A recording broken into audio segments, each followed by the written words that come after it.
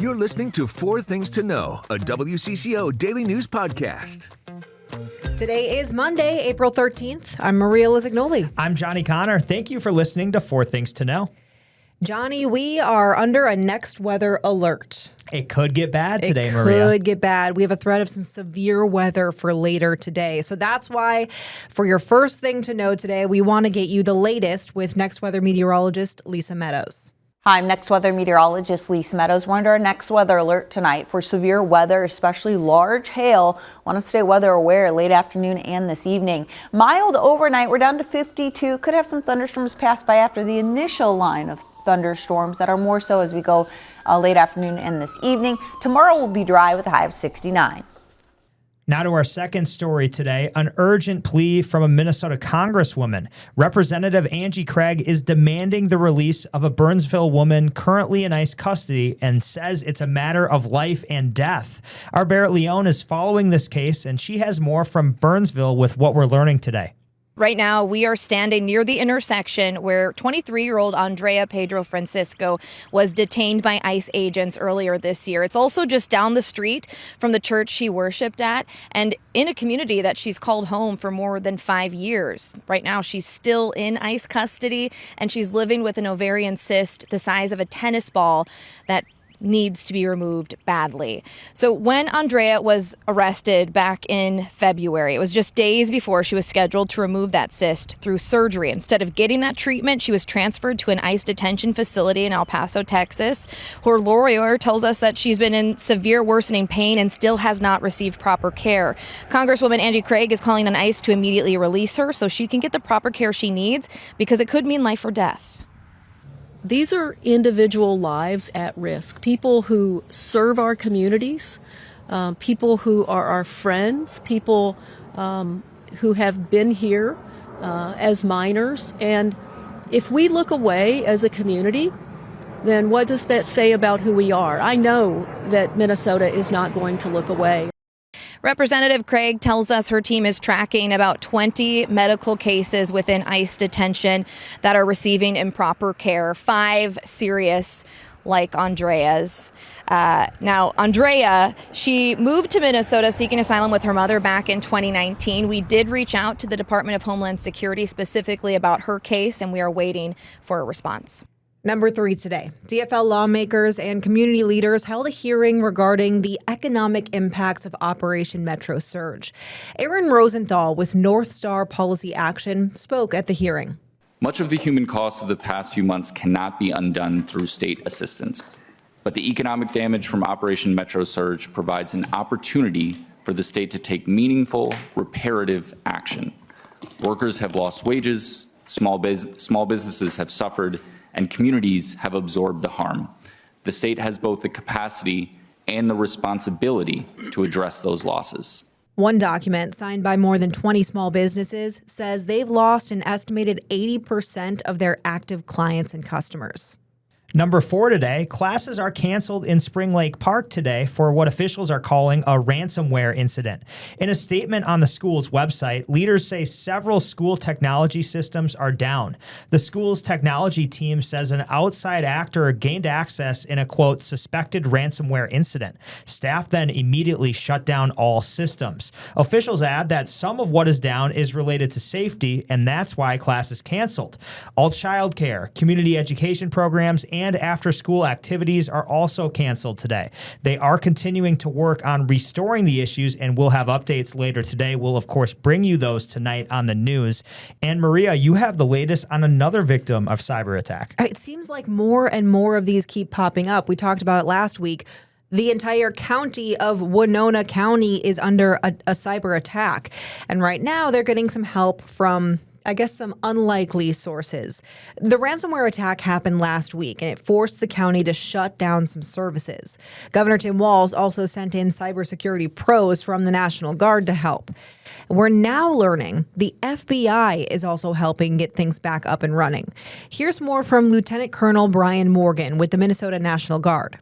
There are trends that indicate that attacks against state, local, tribal, territorial entities, to include cities, counties, schools, hospitals, are on the rise. And that's due to the fact that these threat actors are typically financially motivated And those entities have a lot of sensitive data that they're looking to get in ransom. So it is a trend that we're seeing increase.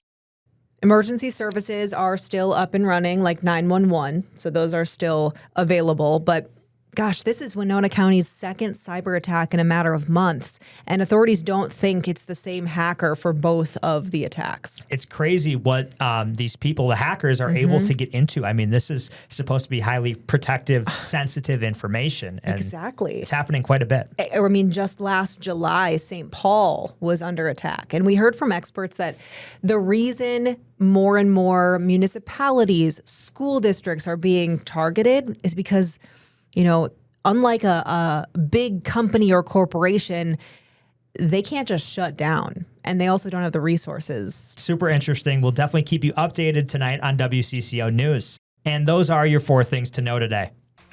And now, here's more to know. A State Patrol airplane crashed early this morning as it landed at downtown St. Paul Airport.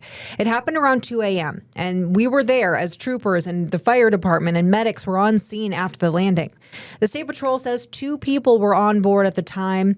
Thankfully, neither were hurt. The 2 were landing the plane after a traffic patrol. The Federal Aviation Administration and the National Transportation Safety Board are both investigating. A federal investigation may be coming after 3 people were arrested and accused of assaulting a journalist outside the Whipple building over this weekend.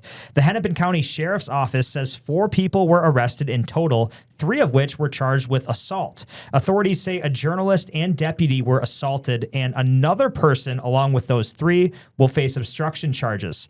The Hennepin County Sheriff's Office says the arrests were made at the end of a rally on Saturday. That rally was celebrating the firing of U.S. Attorney General Pam Bondi. While the Sheriff's Office did not share the identity of the journalist, on Sunday, we heard that Savannah Hernandez, a contributor with Turning Point USA, posted on social media saying she was the one assaulted at the Whipple building. Later, a separate independent journalist posted on X that the FBI has opened an investigation into the assault. A U.S. Assistant Attorney General responded saying, quote, correct. The fraud crisis continues to be a big talker at the Minnesota State Capitol. Earlier this morning, the governor's office presented their anti-fraud proposals to the House Fraud and Prevention Committee. They also discussed bills related to cracking down on fraud. One of the bills would increase penalties for theft of public funds. The other would lower the barrier for agencies to withhold funds if fraud is suspected. Some union employees from Chisago County say they could walk off the job as soon as tomorrow after contract negotiations there failed.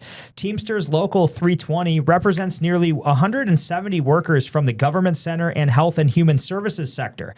Union reps say they've been negotiating with the county since last fall, and after an all-day mediation session last Friday, they felt the talks were still one-sided. Amy Perouse with the union argues that their wages are not competitive. We're asking for a small increase in compared to what the people at the top received. The county administrator wrote in a statement, quote, although the county is extremely disappointed a deal has not been reached, the county will continue to respect our employees' rights, and we look forward to coming to a fair agreement for our employees and the Chisago County taxpayer. The county says they have prepared contingency plans if workers strike and will continue to deliver critical services. One of those plans is to close the North Branch Health and Human Services building and move social services staff to the government center in Center City. Well, Johnny, 'tis the season for detours and orange cones. Construction season's here. It's here, and there are several big projects that have already gone underway this morning that are going to last all summer. And one of them is Highway 280. So if that is a part of your daily commute, listen up. As of this morning, northbound Highway 280 is closed between St. Paul and Highway 36 near Roseville. In the meantime, you'll need to go to I-35W or I-94 to I-35E and back to Highway 36. Kind of confusing to hear just on a podcast. We have a full screen graphic that can really lay this out for you and map it out. You can go on our website, WCCO.com, to really see all of that. But MnDOT says that this is all a part of a major resurfacing and bridge repair project along the highway. While the northbound lane work starts today, southbound lanes are set to close later this month on April 29th. and last all summer long. Everyone loves construction season. At least we know that it means the weather's getting warmer and we can go outside.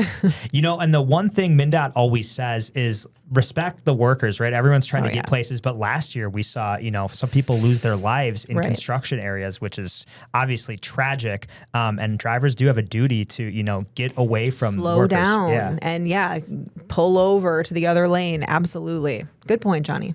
Let's talk sports, Maria. He's been missed in Minnesota for a long time, but last night the big ticket entered the turnstiles at Target Center once again.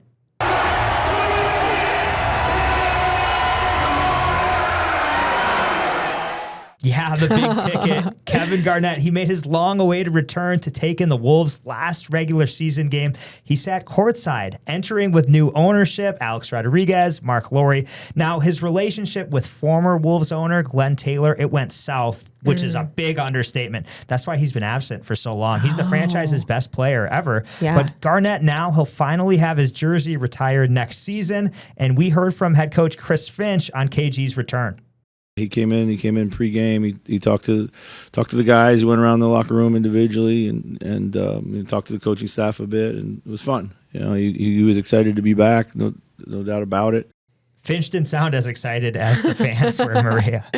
Oh, but I can imagine how exciting that is for players in the locker room, many of whom I'm sure grew up watching Kevin Garnett, and just to have him come around and individually congratulate you and say hello. That's pretty cool. Absolutely. And sticking with the Wolves, we know who their opponent is in the playoffs now. Game 1, Timberwolves Nuggets. It's going to be Saturday afternoon at 2:30 in Denver. Now, both of these two teams, they've met each other in the playoffs for quite some time now. So that will be a great series. So the Wolves will then return home for games 3 and 4. Tickets are on sale, but we don't have those dates yet. Okay. I'll look forward to it. Let's stick with basketball. Big night in the WNBA. Draft night, 30th annual draft. It will be held in New York City. That starts at 6 tonight. Now, the Lynx, we have the second overall pick. Yeah. So the first pick of the night will go to Dallas. Seattle Storm, they have the third pick. But tonight will also be historic for another reason. The league is expanding by adding 2 teams, the Portland Fire and Canada. They're getting their first team, the Toronto Tempo. Now, they already held an expansion draft for those teams, and the Fire already actually scooped up a Lynx player, which I didn't realize. Me either. But we'll recoup one, second overall tonight. Now, if you want to watch, it's on ESPN. You can also head down to Target Center. The Lynx are hosting a draft party. You can claim 4 free tickets on their website. So we'll have much to talk about tomorrow. I wonder who they're going to pick. I know. Caitlin Clark. Maybe. I'm just kidding. There's no way. No. She won't leave Indiana. But R.L. Mose, she is going to be covering this tonight. She'll be at the Target Center. So look for her coverage in our evening newscast, and we'll definitely be talking about who the Lynx pick. Okay, last thing in sports. There's a lot to get to today. The Twins host the Red Sox tonight, and no one listening might believe me, including you, Maria. I wouldn't even believe myself. The Twins are currently tied for the best record in the American League right now. 9-7 overall. It's certainly not gaudy, but much better than expected. Yeah, they're tied at the top. Wow. Go Twins, I guess. Let's hope they keep winning. Let's hope we can continue saying that. I remember last year we just couldn't stop bad-mouthing the Twins. Yeah, we stopped talking about them on the podcast. That's in true. June. We were like, actually, we're done with the Twins now. 9-7. They're atop the Central. Cool. It's time to take a breath with your Daily Bright Spot. Several Cinderella stories over in St. Paul this weekend. To see a young woman, a student come in, and you get all walks of life, right? You get that are like confident, they're like, I want a pink dress, and then you get like, I don't even know my size. Do find their dress. It's very much like, you said yes to the dress. We try to make it a really, really big deal for them. You just heard from Brianna Schwartz. She's an organizer with Project Fairy Godmothers, which is a local nonprofit. And I don't know if you could guess by what she said, but they do prom dress giveaways, and they hosted one this last weekend on Saturday and Sunday. That's so nice. So they were able to help some kids look the part, right? Yeah. Because, I mean, prom, I don't know about for men, but dresses can get expensive. So expensive. I know. And even if you're renting like a tux or something, it adds up. I remember when I was in high school, I had this prom dress that I absolutely loved. And thankfully, it was my junior year, so I wore it again my Oh, senior there you year. go. Literally, because it was like $200. Yeah, but you didn't rent. You bought. I bought it. I know. But I loved it and I wanted it. And I was like, I'm wearing this again because I spent a lot of money on it. Get your and money's I loved worth. it. Exactly. Yeah, absolutely. I rented a tux, and I think that was $250 or something like that. See? So it adds up. Oh my gosh, it really does. That's why this Fairy Godmother, Project Fairy Godmothers, is so cool because they do dresses, shoes, hair, makeup, and alterations on site at this giveaway. So it's really cool. They collect items throughout the year too, which is great.